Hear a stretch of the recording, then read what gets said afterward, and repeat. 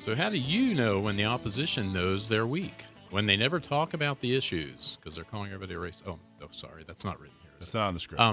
Laura Lothian is on the line to talk about her victory in the special election for La Mesa City Council. But first, we want to give a special thanks to Christy at U.S. Law Shield for helping to set up the interview with Jack Wilson, who is a member of U.S. Law Shield.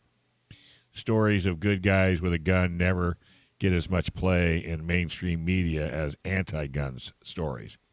Jack Wilson is a hero that stopped the killer in White Settlement, Texas, back in 2019. Last Thursday, we got a chance to hear his story and learn from him. So if you missed the live interview with Jack, don't worry. You can watch the replay on YouTube or Facebook. And don't forget to support our partner, U.S. Law Shield, to protect yourself in the legal battle after your self-defense battle. And when can we watch that on YouTube and Facebook? Coming up, like a week. Okay. Week? Something like that. Oh, okay. Very good. All right. It's all yours. Awesome. So we had we've been talking since the beginning of San Diego County Gun Owners on how important it is to elect local officials and how important the steps are. You can't just talk about it. You can't just vote. You have to do the things it takes to win. And what better example than La Mesa's special election, where we got our endorsed candidate elected over 4 or 5 other competitors. And we're very, very proud, very, very happy. Laura, how are you? I'm doing great. How are you, Michael? Good. So congratulations, council member. Yeah, you can call me councilwoman. I like that. And it's not quite yet. It hasn't been certified, but it's going to be probably this coming week. Okay, awesome. And then you'll when do you actually take office? When do you get sworn in? Okay. I've been told I'm going to be sworn in on the 23rd. I'm getting sworn in by Zoom, which is such a disappointment. And I asked the city manager, I go, when are we going to start meeting in person again? And apparently the city council votes every 30 days. And so far for over a year and a half, they've been voting to keep it as a Zoom. They're going to vote again December 7th. And if I'm on the city council, I'm going to vote to bring it back in person. We need to have the people in La Mesa able to talk to their city council representatives. That's cool. That's very cool. What was the we have? It's not certified, but what was the final number? How much of a margin did you beat everybody by? It's pretty much a blowout. It was like 40%, almost 40% for me, and then second place was 20%, and third place was like 20%. So it was a blowout. We did extremely well, and it was because of your guys. San Diego County Gun Owners, Republican Party of San Diego, Carl DeMaio, Reform California. But I'll tell you this, the most diehard help came from the San Diego County Gun Owners. You have a guy named Ruben, and he came to my office, and he picked up 2 Laura Lothian for City Council signs. He put one on the front of his motorcycle, and he put one on the back of his motorcycle, and he spent days riding his bike all over La Mesa, just going, woohoo, Laura Lothian with his sign everywhere. I just couldn't believe it. That's Ruben? Awesome. Good job, Ruben. That was Ruben. And then I told you about the lost and found guy. Okay, right after the election. So Laura, I got to tell you, I did a little shout out to him at the beginning of the show, and I said that you were going to fill in the details. So give us the details there. What happened? Well, the day after the election, I took off for my youngest daughter's wedding in Annapolis, and I left my phone at a kiosk, and I didn't have it for 5 days. So I missed all of these congratulations, including one from you. And when I went to Lost and Found, there was a young guy there, a young security guard, and he goes, "Hey, Michael Schwartz, you're my man. He called you." He's just like, I love their radio show, and he was like so thrilled to give me my phone. That's awesome. Yeah. So there you go. Well, congratulations. What does the future look like for what would you like? What's the first thing you want to get after you vote to get them to meet in person? What's your first move going to be? Well, the city manager is going to have me, he's going to introduce me to every single department head, and I'm going to start doing, my groundwork. I have to know what I'm doing. I've been private sector my entire life, and so I got to learn really quickly how government works.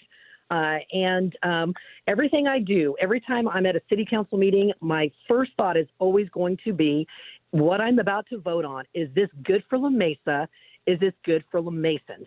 After being in real estate for 20 years, I'm very, very, very much a stickler for fiduciary duty. And my obligations and duty are not to outsiders. They're not to to the global issues. They're too La Mesans, and that's going to be my focus for everything. And this is it's not a full-time position, right? No, it isn't. You meet twice a month, but just like anything, if you want to do it right, it's going to consume a ton of your time. So Yeah. I'm not going to quit my full-time job. So I'm just adding a lot more to my plate. But I want to make sure I do everything right. So yes, it's going to be a lot more than just part-time. That's actually where I was going with that. Is you're one of the hardest working people I know. You put in, I don't know, your schedule's huge. It's extremely full. You're going to continue to work on your full-time job in real estate. But this is you're not getting rich off of being a La Mesa City Council member. It's an enormous sacrifice, which I think, I don't think, the guys down in San Diego they have full-time city council members. And of course the county board of supervisors, those guys are full-time, but this is a part-time gig for you, and you're, way underpaid for, frankly. And I appreciate you, strong leaders like yourself. You didn't have to do this, I guess is what I'm trying to say. Your life was going great and you had a fantastic career and you were having a lot of fun, but you said, hey, you know what? I want to make La Mesa better. And one of the ways you want to make La Mesa better is standing up for the Second Amendment, which we appreciate. But I just wanted to say thank you for that. Well, my pleasure. And it's going back to the early days of America, citizen representation. I am a citizen, and I'm not going to make a career out of this. And I'm not going to be, you're not going to see me doing this 30 years from now, like a lot of politicians do. So it's citizen representation, and it's because I want to do good for La Mesa. And the other thing, I am confident. There are so many people that we endorse. And my first thought is, I'll bet you they're never gonna mention the words San Diego County Gun Owners again once they get into office. I feel like this is going to be a great relationship. I feel like you are going to stand up. We don't need you to talk about it 24/7, but when the time comes and when we do need support, I feel like you're going to be the type of elected official who stands up proudly and says, "Yep, let's do this." By the way, let's keep this tape. All the We're going to keep this tape because you said you're not going to be doing this in 30 years. And I don't know why mayor keeps running through my head. So we're going to keep this tape and we'll just wait and see. Okay, Michael. No, that's Dave. Well, actually, that was Dave. Dave said that. That was Dave. Well, and the only reason I say it is the compassion in your voice and what you're trying to do. And if you don't see things turn around the way you want it to turn, you're not going anywhere. You're going to stay until it's done, right? Yes, you're right about that. I don't walk away from an unfinished project, but I also don't like to see people in their, I was one of the people that was behind term limits in La Mesa that we spearheaded on 10, 12 years ago. I just don't like to see people, election after election after election, just sitting there. It's like, what are you doing? What's your point? See, that's what I just said. You're not that person. So you're going to keep working till it's right. And one of the big things, Carl DeMaio has enormous impact on this race. What was it like working with Carl? Fantastic. He's extraordinarily focused. Before he even started to help me, he called me and goes, Laura, I'm going to help you with this election. He goes, you have to listen to my advice. You have to be disciplined. You have to make the calls. You have to be out there. I want you to meet everyone I introduce you to, basically, and then don't go off the reservation. And so I did. I listened to him. I talked to him all the time. He was fantastic. He had a fantastic team, Jordan and Nicole. I called Warden Jordan because I felt like I was constantly being monitored for, sticking to my schedules and sticking to my calls and sticking to my exposure. So they were fantastic, very disciplined, very focused.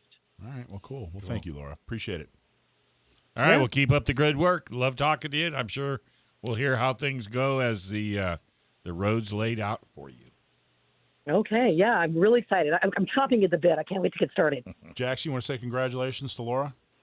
Congratulations, Laura. There you go. Thank you, hon. Yeah, that's Action Jackson. He's our youngest co-host here. Say that 10 times fast. Co-host. Yeah, All exactly. Yeah, if you need a campaign manager, we'll send him your way. Thanks for watching this clip from Gun Owners Radio.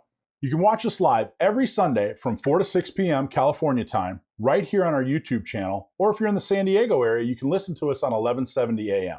We're also available on your favorite podcast platform for free. Don't forget to like and subscribe so that you can help restore and protect the Second Amendment, not just in California, but across the country.